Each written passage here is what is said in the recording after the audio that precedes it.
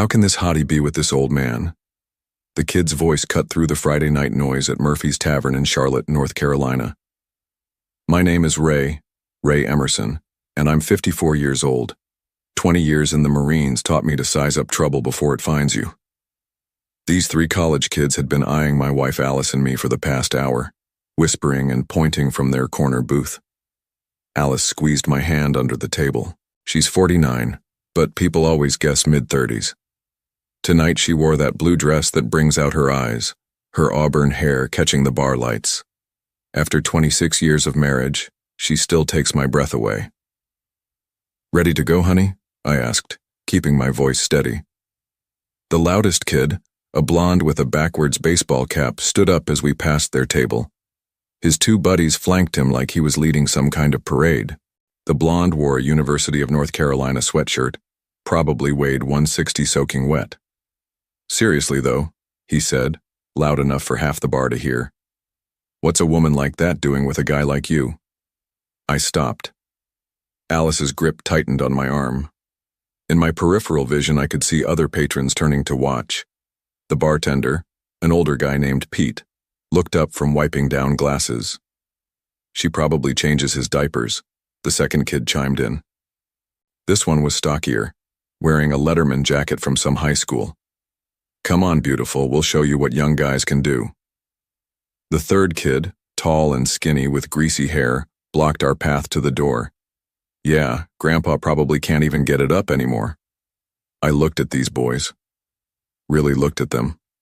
Soft hands, designer jeans, the kind of kids who'd never thrown a real punch in their lives, just watched too many movies and thought they were tough. "Yeah, sure, kiddo," I said, nodding slowly. Alice knows me well enough to recognize that tone. It's the same one I used when dealing with recruits who thought they knew better than their drill instructor.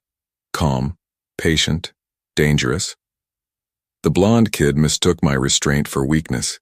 His chest puffed out like a rooster. "What's that supposed to mean, old-timer?" "Nothing at all," I said. "We're just leaving." But as Alice and I headed for the exit, I could feel them behind us. The energy in the room had shifted. Pete caught my eye and shook his head slightly, like he was apologizing for what his establishment was about to witness. Something told me this night wasn't over.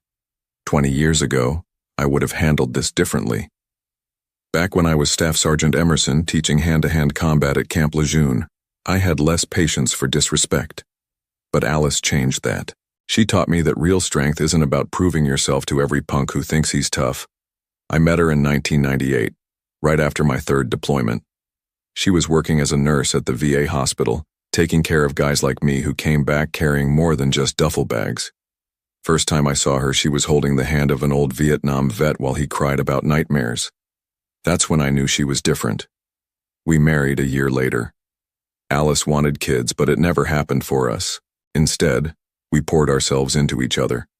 She supported me through the rough transition to civilian life, and I supported her through nursing school, then her master's degree. Now she runs the trauma unit at Presbyterian Hospital. Tonight was supposed to be special.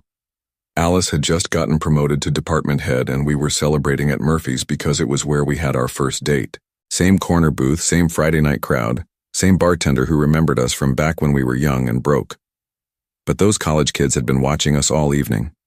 I noticed them when we walked in, the way their conversation stopped when Alice took off her coat, the way they nudged each other and snickered, the way the blonde one kept craning his neck to get a better look at her.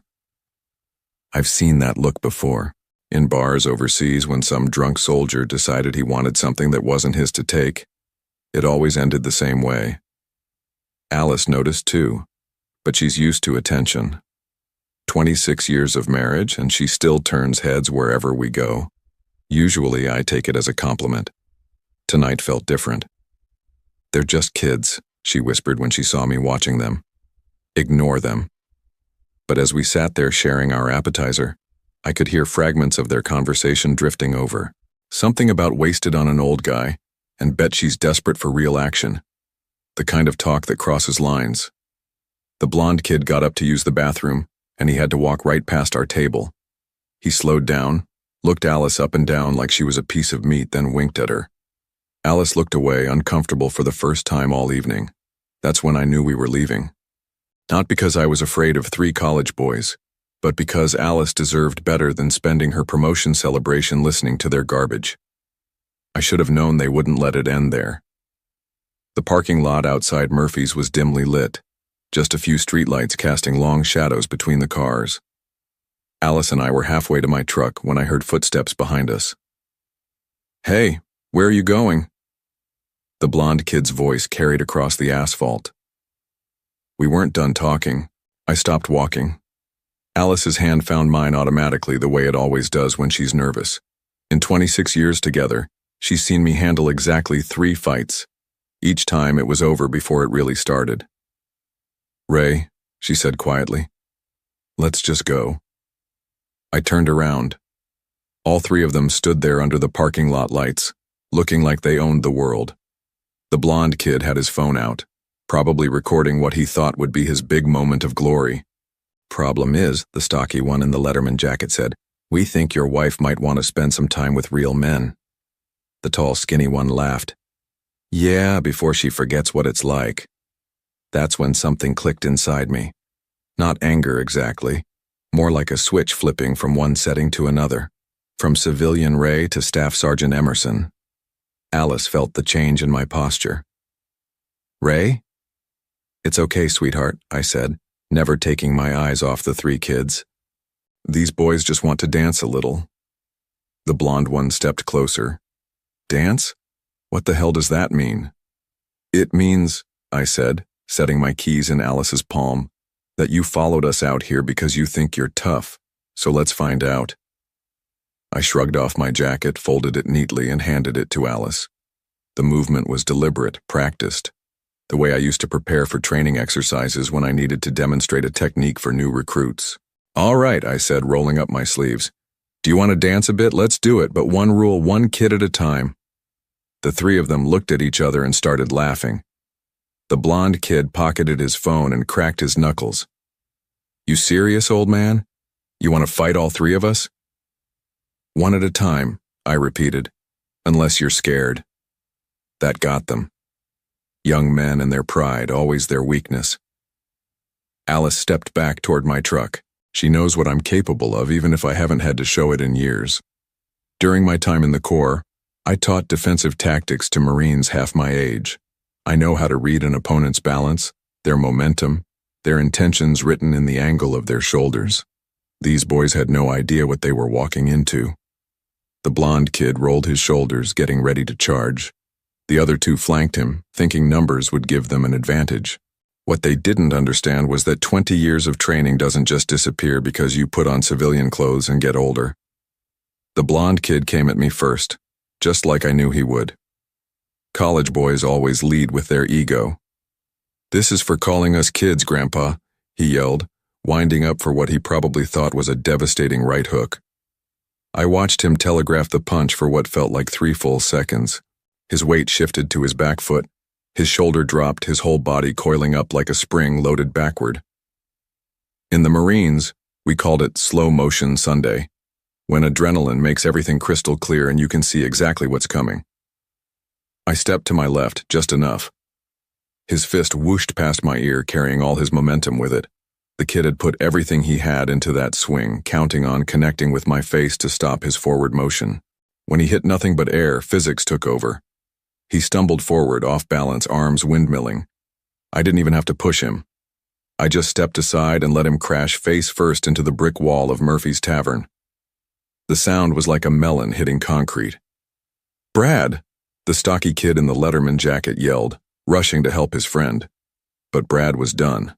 He slumped against the wall, blood streaming from his nose, trying to figure out what had just happened. "My face," he mumbled through split lips. "You broke my face." "You broke your own face," I said, brushing imaginary dust off my shirt. I just moved out of the way. The Letterman jacket kid, I'd heard the blonde one call him Tyler, looked at me with new eyes. Some of the cockiness had drained out of him, but he was still young enough to think he could salvage this. "You got lucky with Brad," Tyler said, pulling off his jacket. "But I played football in high school." "Good for you," I said. Tyler lowered his shoulder and charged like he was going for a tackle. High school football tactics against someone who'd spent 2 decades training Marines in close combat. It would have been funny if it wasn't so predictable. I waited until he was 2 steps away, then grabbed his outstretched arms and used his own momentum to pivot him sideways. Basic martial arts principle: redirect force instead of opposing it. Tyler found himself spinning in a direction he never intended to go. He slammed sideways into the large dumpster behind Murphy's, his impact ringing the metal like a bell. But his momentum wasn't finished. The dumpster was just high enough that when Tyler hit it at waist level, his legs kept going up and over. "Help!" came his muffled voice from inside the dumpster. "I'm stuck." I looked over the edge. Tyler was wedged upside down among the garbage bags, his legs sticking up in the air, his Letterman jacket tangled around his head. He was flailing like an overturned turtle. 20 years Marines taught me patience, boys," I said, straightening my shirt. "Also taught me leverage." The third kid, the tall, skinny one, was backing away now. His name was Jake, I'd overheard. He kept looking between his 2 friends, Brad still slumped against the wall holding his bloody nose, Tyler thrashing helplessly in the dumpster, and me, standing there without even breathing hard. "This is crazy," Jake said. "You can't just assault people." "Assault?" I raised an eyebrow. "Son, I haven't laid a finger on either of your friends. They assaulted themselves." Jake pulled out his phone. "I'm calling the police." "Good idea," I said. "Make sure you tell them how 3 young men followed a married couple into a dark parking lot and threatened them." That's when Jake made his mistake. Instead of just calling the police or walking away, he decided he needed to salvage some pride. While he was talking tough about calling the cops, he was also winding up for a sucker punch, thinking he could catch me while I wasn't looking. But in the Marines, you learn to watch everything at once. Peripheral vision becomes a survival skill. Jake swung wild, a haymaker aimed at the side of my head. I ducked, and his fist connected solidly with the parking meter behind me. The crack of his knuckles hitting cast iron echoed across the parking lot. Jake screamed, not a yell or a shout, but a high-pitched scream that probably woke up half the neighborhood. He clutched his right hand against his chest, tears streaming down his face. "My hand," he wailed. "You broke my hand." "You broke your own hand," I said, the same way I used to explain consequences to new recruits. I ducked. "You punched a parking meter." By now, people were coming out of Murphy's to see what the commotion was about. Pete, the bartender, stood in the doorway, shaking his head. A couple of other patrons had their phones out, recording the aftermath. Brad was still against the wall, blood all over his University of North Carolina sweatshirt, looking like he'd gone 10 rounds with Mike Tyson. Tyler was still upside down in the dumpster, his struggles getting weaker as he tired himself out.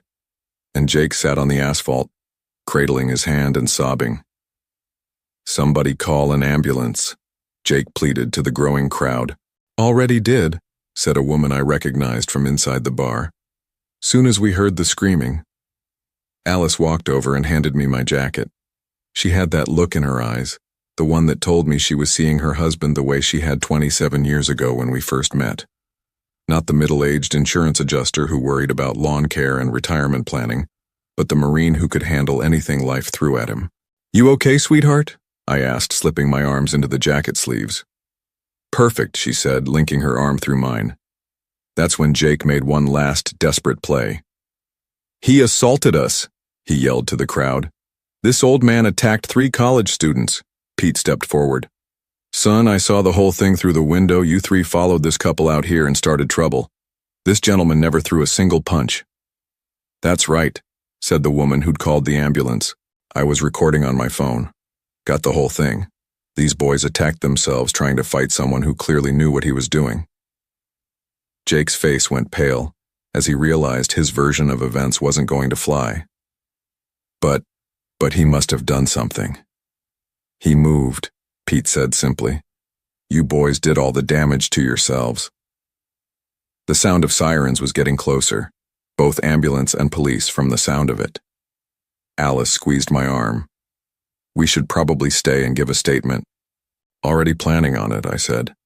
The truth was starting to sink in for these 3 kids. They'd picked a fight with someone they assumed was an easy target, and instead they'd humiliated themselves in front of witnesses. Even worse, they'd done it while being recorded. Tyler finally managed to extract himself from the dumpster, but his Letterman jacket was ruined, and he was covered in whatever had been rotting in there. He smelled like old food and shame. "This isn't over," Brad mumbled through his swollen lips, but there was no conviction in it. "Yeah, it is," I said. "It's been over since before it started." The ambulance pulled into the parking lot, followed by 2 police cruisers. As the EMTs started checking over the 3 college kids, I could see the realization dawning on their faces. They were going to have to explain to their parents, their friends, their professors, how they got beaten up by a 54-year-old man who never even hit them. Alice was right about one thing. This definitely wasn't how we'd planned to end our celebration dinner. But somehow it felt like exactly how it was supposed to end. Officer Patricia Williams took our statements while her partner, Officer Davidson, dealt with the 3 college students. I'd known Pat for years through my work with veteran support groups at the hospital where Alice worked. She listened to my account with professional interest, occasionally glancing at the phone videos the witnesses had provided. "So let me get this straight," Pat said, reviewing her notes. "They followed you into the parking lot, made verbal threats, and then each one hurt themselves trying to attack you?" "That's correct," I said. "I used their momentum against them. Basic defensive tactics." "Defensive tactics," Pat repeated, writing it down. "From your military service?" 20 years Marines, I confirmed. Staff Sergeant, retired. Alice stood beside me, still holding my hand. I could feel her pride in the way she squeezed my fingers every time I answered a question. Over by the ambulance, the 3 kids were getting patched up. Brad needed stitches on his nose and forehead. Jake's hand was definitely broken, probably in multiple places judging by how swollen it had gotten. Tyler was mostly unhurt physically, but he still reeked of garbage and his dignity was in tatters. "The thing is," Officer Davidson said, walking over from where he'd been interviewing the college boys, "their stories don't match up with what the witnesses saw." "How so?" Pat asked. "They're claiming Mr. Emerson attacked them first," Davidson explained.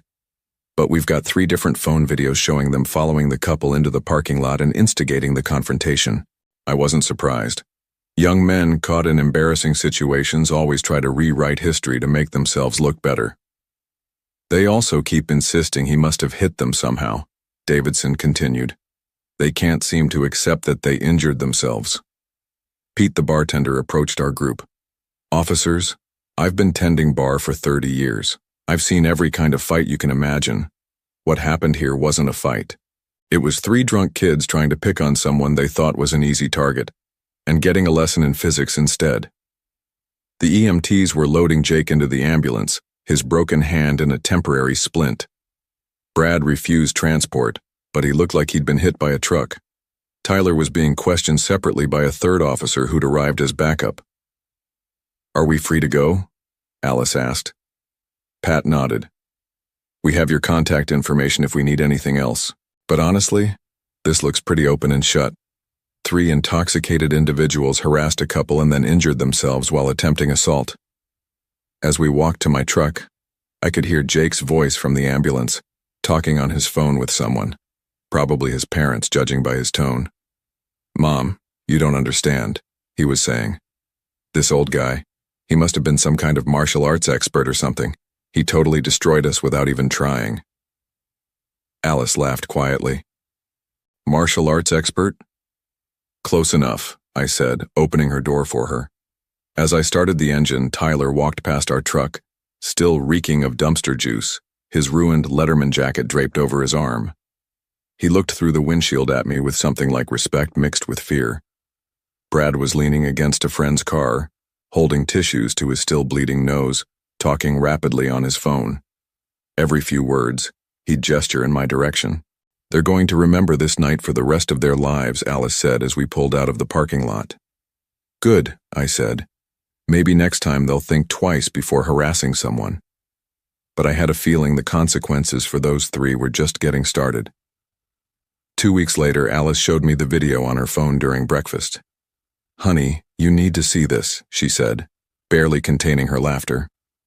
The clip had over 2 million views on various social media platforms. Someone had compiled all 3 witness videos into one seamless piece, complete with slow-motion replays and commentary. The title read, "3 College Bros Get Schooled by Marine Grandpa Without Him Throwing a Single Punch." I watched myself calmly stepping aside as Brad face-planted into the wall. Then Tyler's spectacular dumpster dive, played back in slow motion with dramatic music. Finally, Jake's encounter with the parking meter, his scream echoing over freeze-frame shots of his shocked expression. "It's everywhere," Alice said, scrolling through comments. Twitter, Instagram, TikTok, someone even made it into a meme. The comments were brutal. "Imagine being so weak you get beaten up by physics. These boys really thought they were tough guys. That Marine didn't even break a sweat." When keeping it real goes wrong, but the real consequences went deeper than social media mockery. Alice had heard through her connections at the hospital that all 3 boys had been identified by University of North Carolina students who recognized them from the video. Their names, their fraternity affiliations, their social media accounts, everything was public knowledge now. The university had launched a disciplinary investigation after the video went viral. Apparently, harassment of community members reflected poorly on the institution's reputation. Brad and Tyler faced possible suspension. Jake was already on academic probation, and this incident pushed him over the edge into expulsion territory. Their fraternity had suspended all 3 pending the university's decision. The same organization that had taught them they were untouchable was now distancing itself from them as fast as possible. "Look at this one," Alice said, showing me a comment from someone who claimed to know them personally. "These guys used to act like they owned our campus. Now they can't show their faces anywhere without people laughing." The viral video had become a case study in consequences. Every campus security office in the state was using it in presentations about harassment and assault. Every self-defense instructor was showing it to demonstrate how proper training could neutralize threats without violence. 3 young men who'd started the evening thinking they were going to humiliate an older couple had instead provided the internet with weeks of entertainment at their own expense. 6 months after that night at Murphy's Tavern, Alice and I returned to celebrate our anniversary. Pete greeted us at the door with a huge grin. "The famous couple," he announced to the room. Free drinks for our local celebrities. The corner booth where we'd sat that night was now unofficially known as the Emerson Table. Pete had even put up a small plaque, "Where respect was earned and lessons were learned." During dinner, Alice told me what she'd learned about our 3 young friends through her network at the hospital. Brad had transferred to a different school after his fraternity expelled him permanently.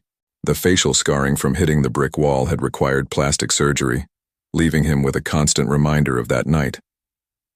Tyler had dropped out of college entirely after the video cost him his football scholarship. His parents had been mortified when the clip showed up on their social media feeds shared by everyone they knew. He was living at home now, working at a grocery store, and trying to rebuild his reputation one day at a time. Jake had faced the worst consequences. His broken hand required multiple surgeries and months of physical therapy. The injury ended his dreams of playing baseball professionally. Combined with his expulsion from the university, he'd lost both his athletic and academic futures in one night. "Do you ever feel bad for them?" Alice asked, cutting into her salmon. I thought about it for a moment, watching the same Friday night crowd that had witnessed their downfall. Young couples on dates, families having dinner, older folks like us enjoying a quiet evening out. "They made their choices," I said. "Actions have consequences. I just helped them learn that lesson a little faster than they might have otherwise." Alice smiled and raised her wine glass. "To consequences, then." "To consequences," I agreed. As we left Murphy's that night, I held the door for Alice and watched her step into the parking lot where 3 young men had learned the hardest lesson of their lives. The streetlights cast the same shadows, but everything felt different now, peaceful, settled. Brad, Tyler, and Jake had discovered that the world doesn't owe you respect just because you demand it, and that real strength isn't about intimidating people who seem weaker than you.